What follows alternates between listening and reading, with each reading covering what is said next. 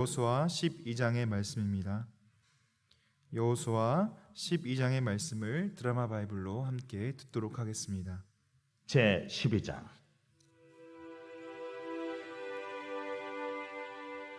이스라엘 자손이 요단 저편 해돋는 쪽 곧 아르논 골짜기에서 헤르몬 산까지의 동쪽 온 아라바를 차지하고 그 땅에서 쳐 죽인 왕들은 이러하니라.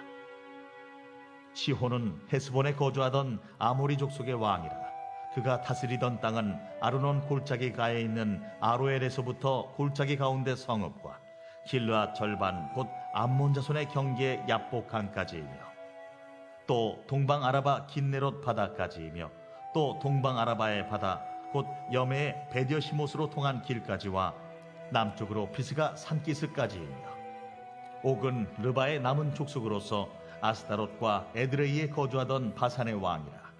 그가 다스리던 땅은 헤르몬 산과 살르가와 온 바산과 및 그술 사람과 마아가 사람의 경계까지의 길르앗 절반이니 헤스본 왕 시혼의 경계에 접한 곳이라.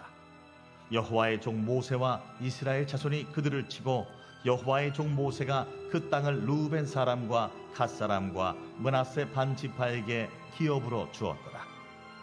여호수아와 이스라엘 자손이 요단 이편 곧 서쪽 레바논 골짜기의 바알가스서부터 세일로 올라가는 곳 한락산까지 쳐서 멸한 그 땅의 왕들은 이러하니라.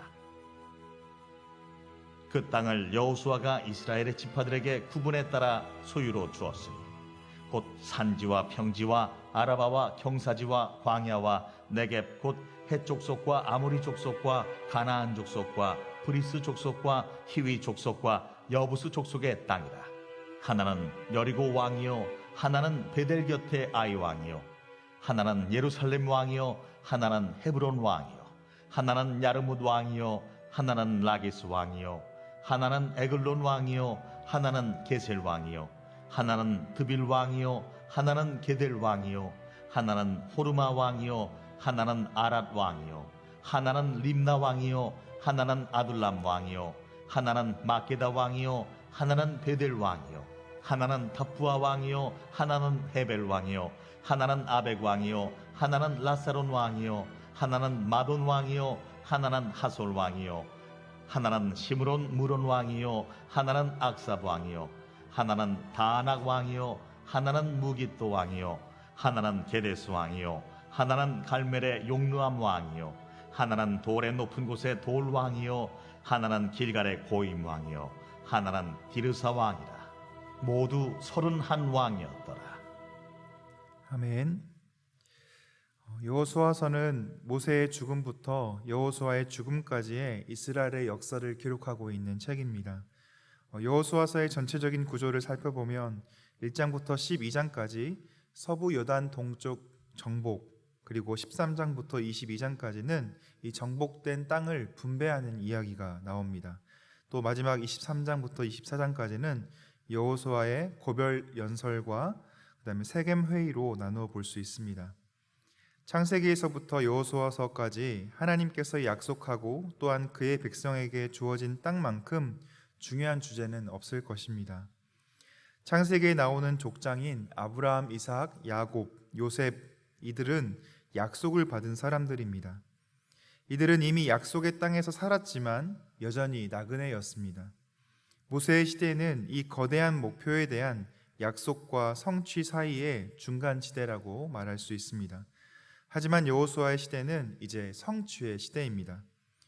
오늘 본문은 가나안 정복 기사를 기록하고 있는 여호수아서의 큰 세 부분 중에 첫 번째 몸통 부분입니다. 그 중에서도 정복 과정과 완료에 기록하고 있는 그리고 후반부 6장부터 12장까지의 종결 부분에 해당합니다.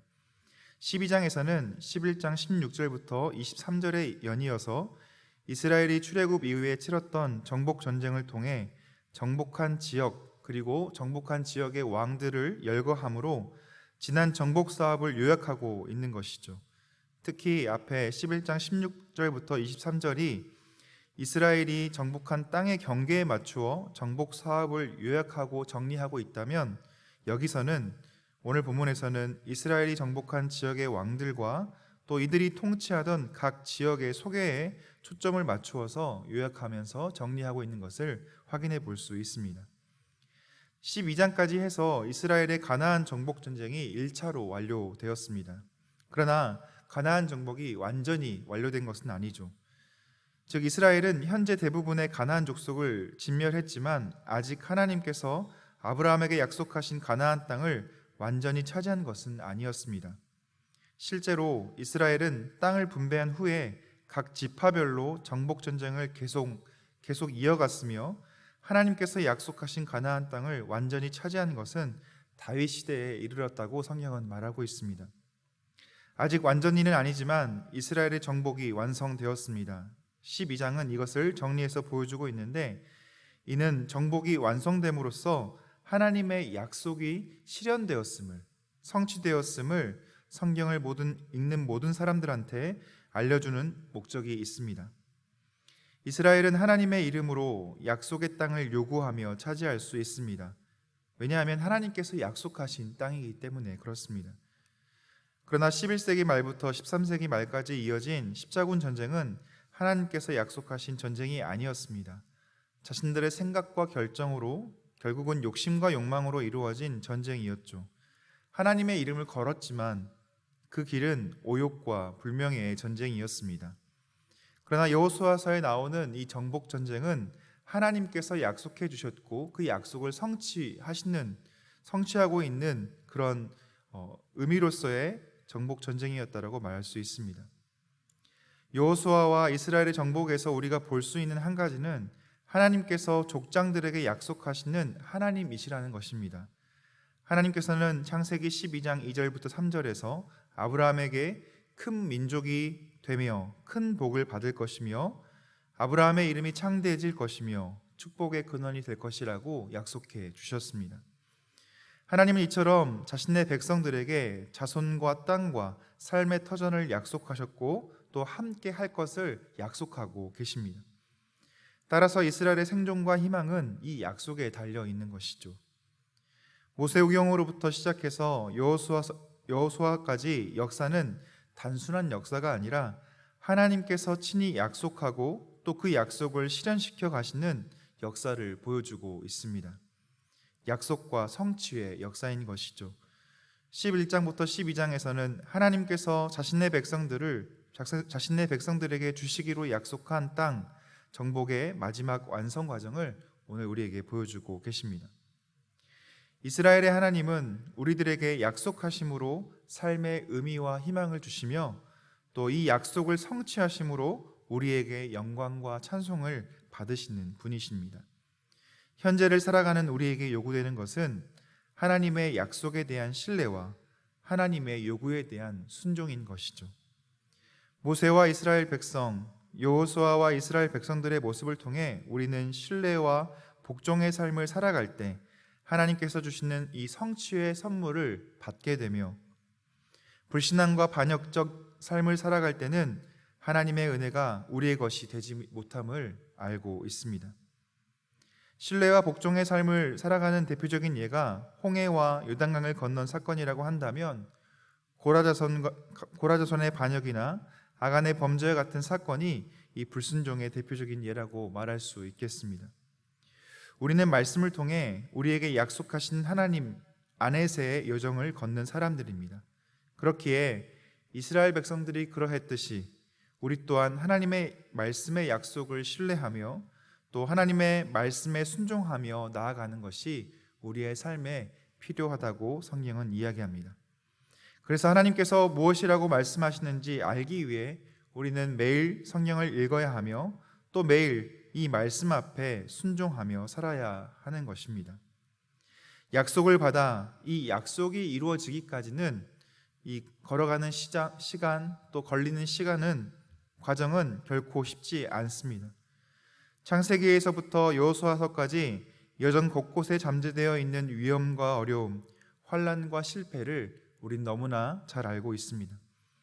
이스라엘 백성들이 경험했던 예기치 못한 숱한 장애물과 대적들은 우리의 삶에서도 여전히 존재하고 있는 것이죠. 이것은 우리가 현재 살아가고 있는 이 세상은 하나님과 우리의 원수인 악한 마귀가 공중 권세를 잡고 있기 때문입니다. 그렇기 때문에 우리가 하늘나라를 소망하며 걸어가다 보면 필연적으로 고난과 역경이 따르기 마련입니다. 시편 기자는 이런 우리의 삶에 대해서 내가 사망의 골짜기로 다닐지라도 라고 말하면서 이야기하고 있습니다. 성도는 넓은 길이 아니라 좁은 길을 택하는 사람들입니다. 이것이 바로 우리의 길이죠. 마태복음 7장 13절 14절은 우리에게 이렇게 말합니다. 좁은 문으로 들어가라. 멸망으로 인도하는 문은 크고 그 길이 넓어 그리로 들어가는 자가 많고 생명으로 인도하는 문은 좁고 길이 협착하여 찾는 이가 적음이니라 라고 말씀하고 있습니다. 사랑하는 성도 여러분, 하나님께서는 이스라엘에게 가나안 땅을 약속하셨듯이 오늘 우리에게는 영원한 하나님의 나라를 약속하고 계십니다. 그러나 이 천국은 이스라엘이 가나안을 차지하기 위해서 부단히 주변국들과 싸워야만 했던 것처럼 우리가 우리에게 부여된 선한 싸움을 다 싸우게 되는 날에 우리에게 주어질 것입니다.